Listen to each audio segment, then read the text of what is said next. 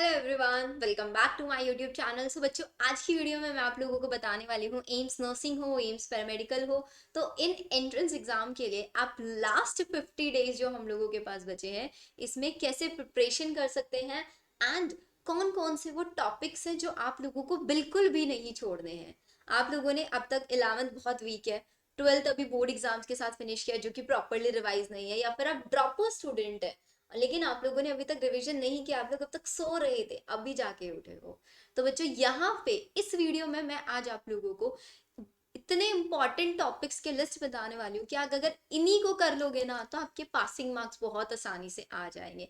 अब passing marks का क्या फंडा है, ये आप लोगों को मेरे जितने भी मैं आप लोगों के लिए वीडियोस अपलोड कर रही हूँ कि आपको एम्स नर्सिंग में दिल्ली में जाना है, ऋषिकेश में जाना है, उसके लिए क्या कट ऑफ चाहिए, किस कैटेगरी के लिए कितना लास्ट स्कोर होना चाहिए, वहां से आप अपना एक एम्स पिक कर लो कि मुझे एम्स पटना में जाना है और मेरी कैटेगरी है एससी, तो मैं ऐसी कैटेगरी के लिए मुझे कितना सेफ स्कोर चाहिए, तो आप उसके लिए पढ़ो। सिर्फ 100% सिलेबस के पीछे मत भागो। हमारा आप लोगों को मैंने अपनी वीडियोस में बताया है कि भाई 23 में अगर आप देखोगे 100% नहीं थे किसी भी बच्चे के marks. Out of the 100 rank 1 जो थी ना एम्स नर्सिंग में 89 थी, और उसको दिल्ली एम्स दिल्ली मिला था। तो भाई रैंक 1 वाले के भी 100 नहीं आ रहा है, देन आप 100% सिलेबस क्यों टारगेट करके चल रहे हो? 100% मत करके चलो। अगर मैं ऐसी कैटेगरी से हूँ तो आई नो मेरे को 55 मार्क्स चाहिए, तो 55 इज जस्ट सिमिलर टू 50%, तो मैं 100% सिलेबस क्यों करूँ? मैं सिर्फ हाई वेटेज चैप्टर्स कर लेती हूँ ना, जितना वही जितना मुझसे हो सकता है, मेरे को पता है मेरा पोटेंशियल इतना है, तो मैं इतना ही करके चलूंगी, मैं उससे ज्यादा नहीं करूंगी। ठीक है, तो यही चीज मैं आप लोगों को समझाने वाली हूँ कि बेटा स्मार्ट प्ले करो। हार्डवर्क तो सब करता है, हर कोई हार्डवर्क कर रहा है, लेकिन इतनी सारी भीड़ में से सबसे आगे निकलने के लिए आप लोगों को हार्डवर्क नहीं, हार्डवर्क के साथ साथ स्मार्ट वर्क भी लगेगा। आप स्मार्ट वर्क में क्या करो, हाईली वेटेज टॉपिक्स करो, हाईली वेटेज चैप्टर्स करो, चैप्टर्स की प्रायोरिटी लिस्ट बना के करो एंड ज्यादा से ज्यादा क्वेश्चन प्रैक्टिस करो। एम्स नर्सिंग के लिए जीके के भी मैं आप लोगों को टॉप मोस्ट क्वेश्चन प्रैक्टिस करा रही हूँ, वो सारी वीडियोस देखो। ठीक है, चलो फिर बहुत ज्यादा टाइम वेस्ट नहीं आप लोगों को करता है, जल्दी से मैं आप लोगों को लिस्ट बता देती हूँ एंड ये भी बता देती हूँ, ये जो प्रॉपर पीडीएफ है ये आप लोगों को मेरे टेलीग्राम चैनल पे मिल जाएगा। टेलीग्राम का लिंक डिस्क्रिप्शन में है, या फिर आप मेरे चैनल के अबाउट से भी जाके ले सकते हैं, वहां से आप ज्वाइन कर सकते हैं। लिंक नहीं काम कर रहा है, टेलीग्राम पे जाओ, सर्च करो made about bio by Shivani Agarwal, वहां पे आपको मिल जाएगा। ठीक है, तो सबसे पहले मैं आप लोगों को बता देती हूँ कि भाई जो हमारा cell cycle and cell division chapter, उसके अंदर जो सबसे ज्यादा इंपॉर्टेंट है वो है म्योसिस 1। म्योसिस 1 में भी बच्चों आपका प्रोफेज 1, प्रोफेज 1 के अंदर वो जितनी भी फेजेस है ना, लेप्टोटीन, जाइगोटीन, पेकाइटीन, डिप्लोटीन, डाइकाइनेसिस, उनको बहुत अच्छे से करके जाना। 100% क्वेश्चन आपको वहां से मिलेगा ही मिलेगा।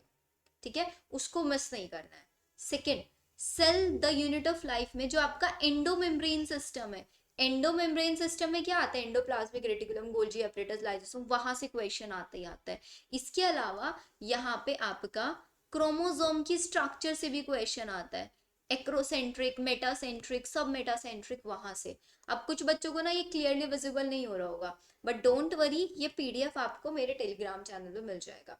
बायोमोलिक्यूल्स के अंदर अगर आप देखेंगे तो सबसे ज्यादा इंपॉर्टेंट है वहां पे प्रोटीन की प्रॉपर स्ट्रक्चर करो, primary, secondary, tertiary, quaternary. Haemoglobin कौन सी स्ट्रक्चर में आता है, टर्शरी स्ट्रक्चर में कैसी शेप दिखती है, एंजाइम सबसे ज्यादा एक्टिव किस में रहता है वो, एंड जो 6 क्लासेस दिए हुए हैं ना एनसीईआरटी ने एंजाइम्स का, वो आप लोगों को करके चलना है। एंड भाई एक और चीज मैं आपको बता देती हूँ कि अगर आप बायो के लिए पढ़ाई कर रहे हो ना, तो बायो के लिए भाई एनसीईआरटी से बाहर बिल्कुल मत जाओ। Seriously I am saying, NCERT से बाहर एक भी क्वेश्चन नहीं आएगा। अपनी एनसीईआरटी 100% करके चलो। अगर 100% एनसीईआरटी हो गया है, उसके बाद आउट ऑफ एनसीईआरटी जाओ ना आप लोग। एम्स नर्सिंग हो, पैरामेडिकल हो, नीट हो, या फिर कोई भी स्टेट एंट्रेंस एग्जाम हो, हर एक एंट्रेंस एग्जाम के अंदर आप लोगों को एनसीईआरटी बेस्ड ही क्वेश्चंस मिलेंगे। और एनसीईआरटी बेस्ड क्वेश्चन प्रैक्टिस करने के लिए नीट पीवाईक्यू से अच्छा और क्या है हमारे पास? कुछ नहीं है, उसी को आपको करके चलना है। फिर आप लोगों का प्लांट किंगडम, प्लांट किंगडम के अंदर सबसे ज्यादा इंपॉर्टेंट है एलिगेनेट्स टाइप्स, वहां से एक क्वेश्चन आपको मिलेगा ही मिलेगा। बायोलॉजिकल क्लासिफिकेशन के अंदर आपकी फंजाई की जो अलग अलग क्लासेस है, ड्यूटेरोमाइसिटीज, एस्कोमाइसिटीज, फाइकोमाइसिटीज, वो आपको करना है। वायरस के अंदर वायरस किसने डिस्कवर किया था, उसका क्रिस्टलाइन नेचर किसने डिस्कवर किया था, ये आपका टोबैको मोज़ेक वायरस, उसकी शेप कैप्सिड कैप्सोमियस, वो आपको करना है। वायरॉइड किसने डिस्कवर किया था, किसके अंदर सबसे पहले डिस्कवर हुआ था, प्रायोन्स क्या होता है, ये सारी चीजों पे पीवाईक्यूज में क्वेश्चन आए हुए हैं, तो इनको तो बिल्कुल भी मिस नहीं करना है आप लोगों को। प्लांट ग्रोथ एंड डेवलपमेंट में से फाइटो हॉर्मोन्स पे भी क्वेश्चन आए हुए हैं कि गैसियस हार्मोन कौन सा होता है आपका, एपिकल डोमिनेंस को कौन प्रमोट करता है, कौन इनहिबिट करता है, सेनेसेंस को कौन प्रमोट करता है, ये सारी चीजें आप लोगों को करके चलनी है। ठीक है, इसको इग्नोर नहीं करना है फाइटो हॉर्मोन्स वाले कॉन्सेप्ट को।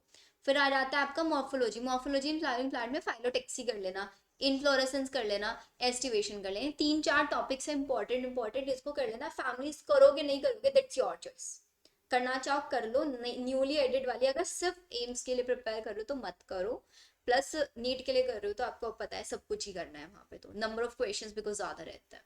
अब एक चीज और, ये जो मैं टॉपिक्स बता रही हूँ ना, ये टॉपिक्स आप नीट के लिए प्रिपेयर कर रहे हो या नर्सिंग के लिए, दोनों के लिए बेनिफिशियल है, एज वेल एज पैरामेडिकल के लिए भी है। बट हमारे पास क्या होता है ना, नीट में 90 क्वेश्चन आते हैं, ट्रिपल नंबर है, लेकिन नर्सिंग के अंदर सिर्फ 30 क्वेश्चन आते हैं, 30 तो हमारे पास, 30 से ज्यादा हमारे पास चैप्टर है।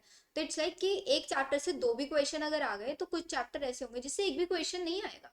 तो अगर एक चैप्टर से उनको एक ही क्वेश्चन डालना है, तो सेलेक्टेड टॉपिक से ही तो डालेंगे ना, पूरे चैप्टर से थोड़े ना डाल देंगे। तो मैं उन चैप्टर के वही टॉपिक आपके बता रही हूँ जिनके अंदर से क्वेश्चन आने की सबसे ज्यादा पॉसिबिलिटी है।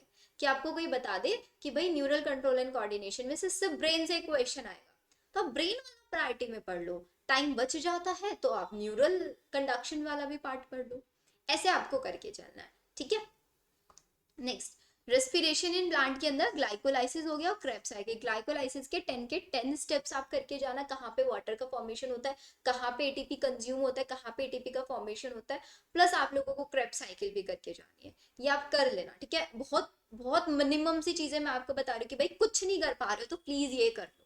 ठीक है, अगर कुछ नहीं किया तो इतना तो कर लो आप लोग। न्यूरल कंट्रोल एंड कोऑर्डिनेशन में भी ब्रेन मैक्सिमम 30 मिनट का टॉपिक है, इसको आप करके चलो। Breathing and exchange of gases में रेस्पिरेटरी वॉल्यूम्स, वो सारी tidal volume, inspiratory reserve volume, सारी कैपेसिटीज वो आपको करनी है, एक क्वेश्चन मिल जाता है वहां से। प्लस ट्रांसपोर्ट ऑफ गैसेस में, ट्रांसपोर्ट ऑफ गैसेस में कैसा क्वेश्चन मिलता है, ऑक्सीजन का ट्रांसपोर्ट प्लाज्मा के थ्रू कितने परसेंट होता है, 7%। ठीक है, सॉरी CO2 का 7% होता है, उसका 3% होता है। ऐसे ही CO2 का बाइकार्बोनेट का कितने परसेंट हो, बाइकार्बोनेट के थ्रू कितना परसेंट होता है, क्लोराइड शिफ्ट क्या होता है, ये आपको याद रखना है। एंड ह्यूमन फिजियो से जितने भी डिसऑर्डर्स है, सारे चैप्टर के डिसऑर्डर आप लोगों को करने हैं, क्योंकि डिसऑर्डर से मैक्स आपको 2 क्वेश्चन तो मिलेंगे ही मिलेंगे। ठीक है, ये आपको ध्यान रख के चलना है। ह्यूमन फिजियो से सारे डिसऑर्डर्स हो गए। सेक्सुअल रिप्रोडक्शन फ्लावरिंग प्लांट, भाई जो ये रिप्रोडक्शन वाली यूनिट है ना, ये तो सुपर इंपॉर्टेंट है, इसको तो आपको छोड़ना ही नहीं है, इसके अंदर तो कोई भी डाउट, इसीलिए मैंने यहाँ पे मेंशन किया हुआ है कि ये तो आपको पूरे के पूरे चैप्टर्स करना है विदाउट एनी डिले, सारे चैप्टर ही करना है। Next, principle of inheritance and variation. Genetics में भी मैंने आप लोगों को बता देती हूँ, जेनेटिक्स में आप लोगों को टेस्ट क्रॉस करना है, सेक्स डिटर्मिनेशन, कॉकरोच के अंदर मेल हेट्रोगैमिटी होती है, फीमेल हेट्रोगैमिटी होती है, और genetic disorders is very very very important. Linkage and recombination, Morgan ने जो दिया था, फादर ऑफ एक्सपेरिमेंटल जेनेटिक्स, क्यों उन्होंने ड्रोसोफिला को सिलेक्ट किया था, कितना रिकॉम्बिनेशन का फ्रिक्वेंसी आता है, कितना पैरेंटल आता है, वो परसेंटेज भी आपको ध्यान रखना है। ठीक है, याद रखना है, testcross, sex determination, genetic disorder, linkage, question मिलेगा मिलेगा, प्रिंसिपल वाले से 2 क्वेश्चन आएंगे ही आएंगे। मॉलिक्यूलर बेसिस वाला पूरा चैप्टर करना है भाई, इसमें तो कुछ नहीं छोड़ सकते हो। जेनेटिक कोड से भी क्वेश्चन आ जाता है, ट्रांसलेशन ट्रांसक्रिप्शन, पूरा ही चैप्टर एक दूसरे से बिल्कुल रिलेट कर रहा है। इवोल्यूशन में हम हो सकता है सिलेक्टेड टॉपिक, होमोलोगस एनालोगस से एक क्वेश्चन मिल सकता है। एविडेंसेस ऑफ फोसिल्स, इसके अलावा जो भी एविडेंसेस है वो आपको करना है। एंड ह्यूमन एवोल्यूशन आपको करना है पूरा का पूरा, कि आपका ड्रायोपाइथिकस, रामापाइथिकस, कितना उनका क्रेनियल कैपेसिटीज होता है, ये सारी चीजें आपको याद रख के चलनी है, इसको बिल्कुल इग्नोर नहीं करना है। ह्यूमन हेल्थ एंड डिसीज में आप लोगों को ड्रग्स हो गया, मलेरिया हो गया, कैंसर हो गया, ये तीनों पार्ट तो करने ही करना है। ठीक है, ड्रग्स के अंदर किस प्लांट से वो ड्रग लिया जा रहा है, प्लस उसका क्या क्या इफेक्ट्स है, आपके बॉडी के कौन से सिस्टम को अफेक्ट करता है वो। मलेरिया के अंदर आपकी फीडिंग स्टेज कौन सी है, आपकी इन्फेक्टिव स्टेज कौन सी है, ये याद रखना है। सेक्सुअल साइकिल किसके अंदर हो, ए सेक्सुअल साइकिल किसके अंदर हो रहा है। कैंसर के अंदर आपको याद रखना है कैंसर की क्या क्या टेक्निक्स है, वो जितना भी एनसीईआरटी बेस्ड है सब वही करके चलना है। माइक्रोब्स वाला अगेन कुछ नहीं छोड़ना है, पूरा चैप्टर आपको करके चलना है।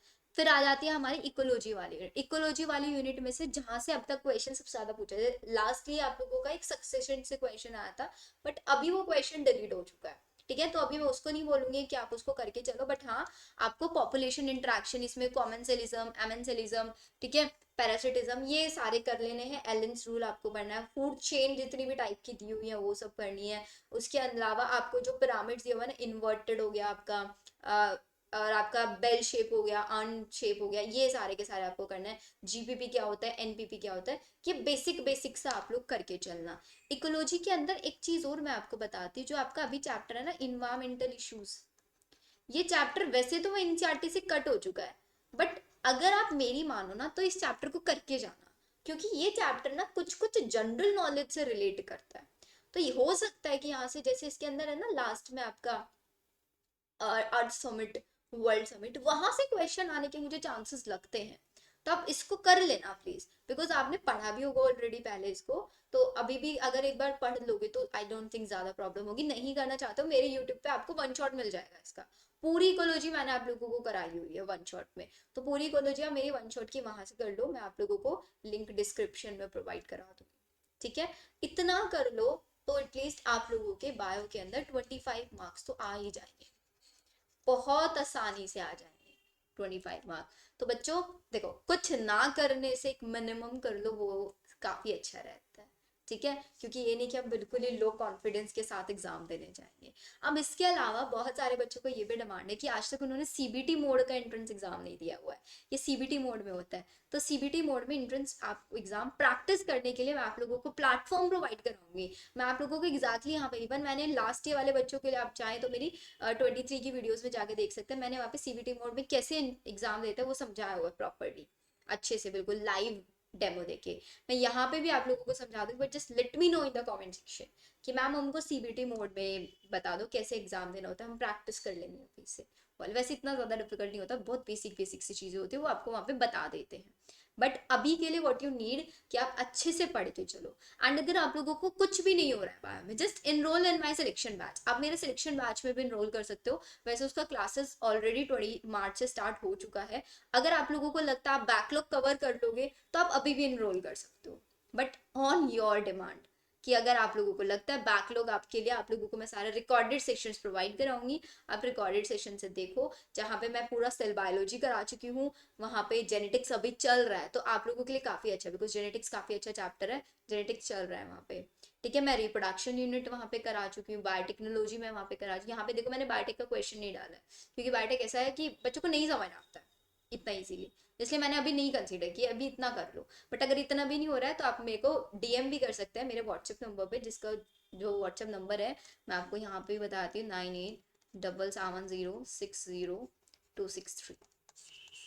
आप इस नंबर पे मुझे डीएम कर सकते हैं, सेम नंबर आपको डिस्क्रिप्शन में मिल जाएगा। जस्ट ड्रॉप अ मैसेज कि ma'am I want to join in selection batch, तो आप लोगों को मेरी टीम सारी डिटेल्स फॉरवर्ड कर देगी। बट ये सिर्फ और सिर्फ आज के लिए वैलिड होगा, मतलब इतना मान के चलो कि आप लोगों का जिस दिन भी आप वीडियो देख रहे हैं ना, आज सेम डे अगर आप मेरे को अप्रोच कर दे रहे हैं, या फिर मैक्स जो ये नंबर है ना सिलेक्शन बैच के अंदर इनरोलमेंट, मैं सिर्फ 20 तक एक्सेप्ट करूंगी। उसके बाद अगर आप ये वीडियो देख रहे हैं तो उसके बाद आप मेरे रिकॉर्डेड सेशन से कवर अप कर सकते हैं, बट 20 अप्रैल के बाद कोई भी मैं वहाँ पे कोई सीट नहीं रखने वाली हूँ, बिकॉज 1 मंथ ऑलरेडी हम लोगों को हो चुका होगा, एंड 1 मंथ का बैकलॉग आप लोग नहीं कर पाओगे कवर अप। ठीक है, तो हम मिलते हैं अपनी नेक्स्ट वीडियो में। आई होप अब तक आप लोगों ने चैनल तो सब्सक्राइब कर ही दिया होगा, वीडियो को अगर लाइक नहीं किया है तो जल्दी से वीडियो लाइक करो। I am just giving you few seconds video like करने के लिए, करो जल्दी से वीडियो लाइक। कर दिया वीडियो लाइक? अब वीडियो लाइक कर दिया तो अपने फ्रेंड्स के साथ इसको शेयर भी कर देना। तो मिलता है हम लोग नेक्स्ट वीडियो में, बाय बाय।